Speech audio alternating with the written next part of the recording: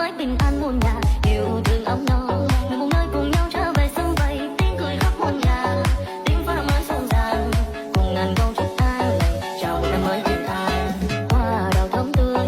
hoa mai đua màu, người người cầu may,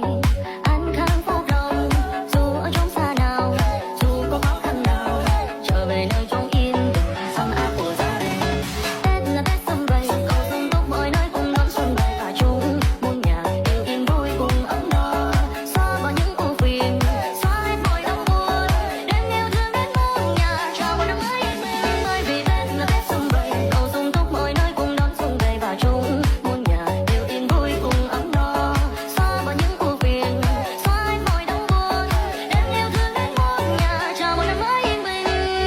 Là Tết sum vầy.